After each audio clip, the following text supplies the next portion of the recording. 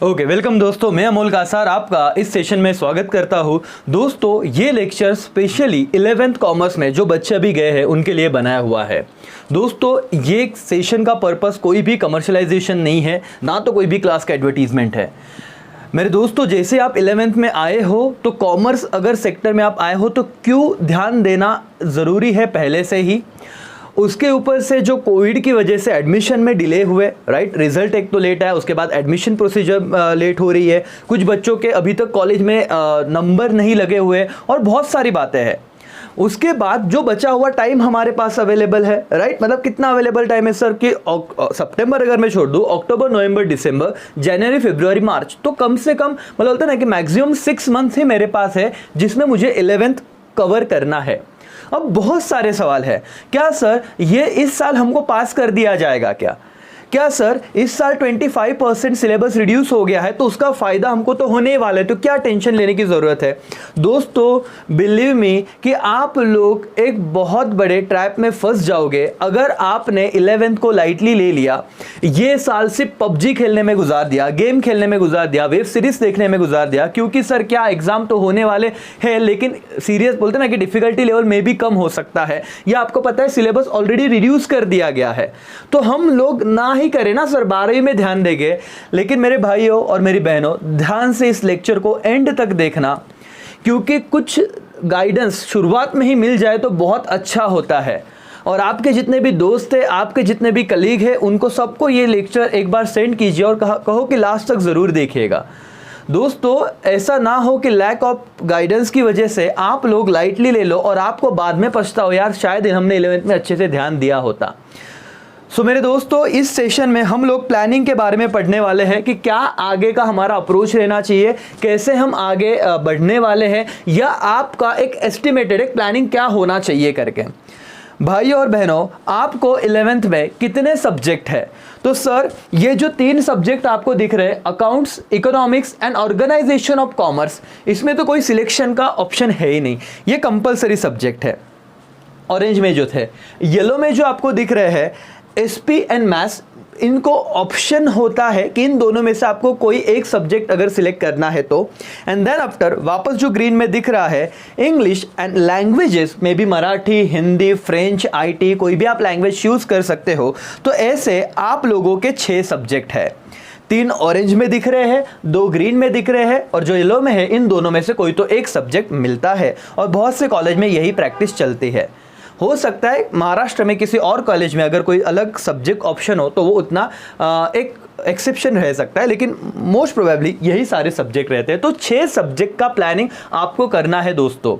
दूसरी बात मैं बता दूं कि 10th तक का जर्नी एक अलग दुनिया थी।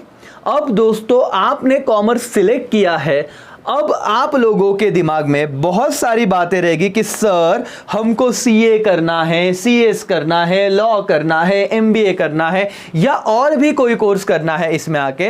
तो दोस्तों 11th एक बेस है, अगर आपने बेस स्ट्रांग नहीं किया तो कोई भी बड़ी बिल्डिंग नहीं रह सकती। दुनिया की सबसे बड़ी बिल्डिंग कौन सी है, तो आप बोलोगे सर दुबई की जो बिल्डिंग है बुर्ज खलीफा अगर सबसे बड़ी बिल्डिंग है तो दोस्तों वहां पे जाके आप गूगल या यूट्यूब करना, सबसे ज्यादा टाइम उसके बेस को बनाने में लगा था। और 11th आपका बेस है। अगर आप थोड़े भी गाफिल रहे, आप थोड़े भी लीनियंट रहे कि 11th को छोड़ देते हैं तो आप बेस को छोड़ रहे हो और ये जो पूरी इमारत आपको बनानी है तो एक बहुत बड़ी दिक्कत जा सकती है।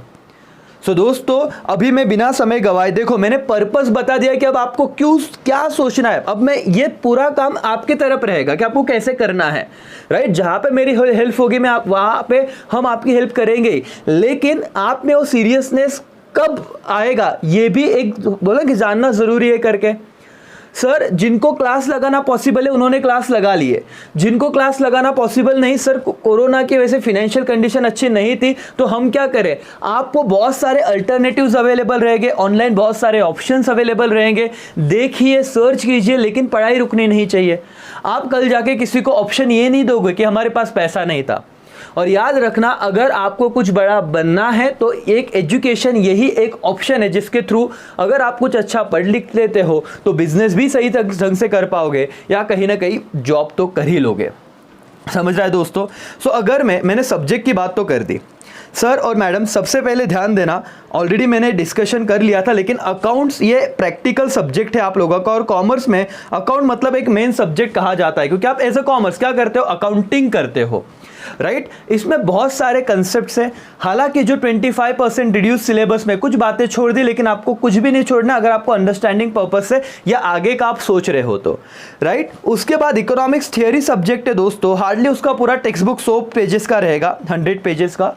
ओसी 180 पेजेस का पूरा टेक्स्ट बुक है, गवर्नमेंट टेक्स्ट बुक सारे के सारे अवेलेबल है इंटरनेट पे। अगर आपको गवर्नमेंट टेक्स्ट बुक नहीं आपके पास है करके, सो आप मुझे इस नंबर पे व्हाट्सएप कर सकते हो 8329069518। यस, 8329069518। ये जो नंबर है आप मुझे व्हाट्सएप करना, और व्हाट्सएप में यही लिखोगे सर 11th कौन सा ईयर है आपका 2020, और लिख देना सर टेक्स्ट बुक का पीडीएफ सेंड कीजिए करके, राइट। तो ये 11/2020 टेक्स्ट बुक पीडीएफ, ये 3 वर्ड भी आपने लिखे तो भी चलेगा, आपका नाम और आपकी सिटी कहाँ से आप हो वो भी आप हमें बता सकते हो। तो दोस्तों अकाउंट इको ओसी ऑलरेडी पीडीएफ है अवेलेबल, मार्केट में बुक्स अवेलेबल है, वो आपको पढ़ना है। जिनका एसपी और मैथ्स से पहले से ही दोनों सब्जेक्ट अपने आप में दिग्गज सब्जेक्ट है, अपने आप में उन दोनों का अलग अलग इंपॉर्टेंस है, तो वो आपको स्टार्टिंग से बहुत ही प्लानिंग के साथ पढ़ना ही पड़ेगा, क्योंकि अगर अभी ये बेस क्लियर होता है तो 12th में इसका आपको डेफिनेटली बेनिफिट होगा। एंड इंग्लिश एंड हिंदी या फिर आपका जो भी लैंग्वेज है उसको तो टाइम सैटरडे संडे आपको देना ही देना है। आप उसके क्लास जनरली कोई भी बच्चा नहीं लगाता, क्योंकि मेजर जो देखा गया है तो अकाउंट इको ओसी एसपी और मैथ्स इन 5 सब्जेक्ट के क्लासेस बच्चे लगाते हैं। इंग्लिश और हिंदी या फिर मराठी या फिर कोई भी लैंग्वेज उसकी ज़रूरत नहीं पड़ती लगाने की क्लास, लेकिन आप फिर भी सारे सब्जेक्ट 6 के 6 सब्जेक्ट अब आपको इक्वली ध्यान में रखने हैं, क्योंकि यहाँ पे 10th की तरह बेस्ट ऑफ 5 नहीं है दोस्तों। आपको जब आपका रिजल्ट आएगा तब आपके सारे के सारे सब्जेक्ट काउंट किए जाएंगे, या believe me. Okay now sir अब क्या चल रहा है देखना ध्यान से, अब मैं शेड्यूल पे आ रहा हूँ। सर सितंबर के 30 दिन होते, 10 ऑलरेडी चले गए, आज मैं रिकॉर्ड कर रहा हूँ लेक्चर को। कितने दिन बच रहे हैं सर? अब हार्डली आपके 20 दिन पकड़ लो सितंबर के, आप पता नहीं कब देख रहे हो इस लेक्चर को, तो सितंबर तो छोड़ ही दीजिए। अक्टूबर, नवंबर और इस साल का दिसंबर, ये 3 महीने इस साल के बाकी है, जिसमें सर और मैम मैं बोलूँ तो दिवाली और नवरात्र ये 2 फेस्टिवल्स आ रहे हैं। और तब मुझे बताओ आप कहाँ पढ़ने वाले हो, राइट। तो वो शेड्यूल दोस्तों बिलीव मी, मैं एक 11वीं का बच्चा है लेक्चर देख रहा है, उस हिसाब से बात ही नहीं कर रहा हूँ आज। मैं ये सोच रहा हूँ कि आप लोग अपने करियर से रिलेटेड बहुत ही ज़्यादा सीरियस हो करियर को लेके, और आपको ये एहसास होना चाहिए कि अगर हमने अभी से फोकस किया तो ही आगे जाके कुछ अच्छा हम कर पाएंगे, राइट। तो इन 3 महीनों में जो भी आपका शेड्यूल है मैक्सिमम क्या आप कवर कर सकते हो ये आपको देखना है। देन आफ्टर आपका जैन फेब मार्च, करीब करीब मार्च एंड में या फिर फेब के स्टार्टिंग में, सॉरी मार्च स्टार्ट या मार्च एंड में आपका पेपर हो जाता है 11th का। सो यस 3 महीने ऑलरेडी 120 दिन हो गए थे, अब आगे के 90 दिन ऑलरेडी हो गए थे, अब नेक्स्ट 90 डेज, तो 180 to 200 डेज आपके पास है। जैन में कॉलेज के सबमिशंस रहते हैं, कॉलेज की टेस्ट रहती है, कॉलेज में जाना वगैरह फरवरी मंथ और मार्च मंथ, तो यहाँ पे कहीं ना कहीं वो रहता ही है कि 19-20 हो जाता है। यहाँ पे भी संक्रांत आने वाली है, फेस्टिवल हम इंडिया में रहते हैं तो फेस्टिवल से तो हम लोग एंजॉय तो करते हैं, वो तो छोड़ते नहीं है। सो दोस्तों वापस मैं कह रहा हूँ, आपके पास आपका कौन से कॉलेज में एडमिशन हुआ है या नहीं हुआ मुझे नहीं पता, आपने पढ़ाई चालू की या नहीं चालू की अब तक मुझे नहीं पता, लेकिन आपने क्यों पढ़ाई चालू करनी चाहिए, क्योंकि अब ये जो आप पढ़ने वाले हो दोस्तों, ये जो कोर्स आप करने का सोच रहे हो, ये जितने भी कोर्सेस है, आपका आज की पढ़ी हुई हर बात आपको करियर में पैसा कमाने के लिए हेल्पफुल होने वाली है। सो यस कि अगर आपको अच्छा अर्न करना है, अगर आपको रिस्पेक्ट कमानी है, अगर आपको बोलते हैं ना कि जितने भी बोलते हैं ना कि हमने ख्वाब देखे उसको कंप्लीट करना है, तो पढ़ना बहुत ज़रूरी है। और 11th कॉमर्स के सारे स्टूडेंट मैं रिक्वेस्ट करता हूँ आपसे कि आप लोग कहीं भी 11th है बाबा मज़े कर लेंगे या कोरोना है मज़े कर लेंगे, ऐसा बिल्कुल मत कीजिए। जितना हो सके, जितनी जगह से आपको नॉलेज मिल सके सब ढूंढिए, लेकिन आपको कोई भी ऑप्शन नहीं है। ठीक है, आई होप आपको समझ गया होगा कि वक्त कम है, आपको पढ़ना ज़्यादा है। भले कॉलेज वाले कितना पढ़ा रहे, क्या पढ़ा रहे, मुझे तो नहीं पता अब, बट स्टिल आपको अपना बेस्ट देना है। ठीक है दोस्तों, तो इतना कह के मैं रुकता हूँ। अपना ख्याल रखिए, पढ़ते रहो। Thank you so much, bye bye, take care, जय हिंद, जय भारत।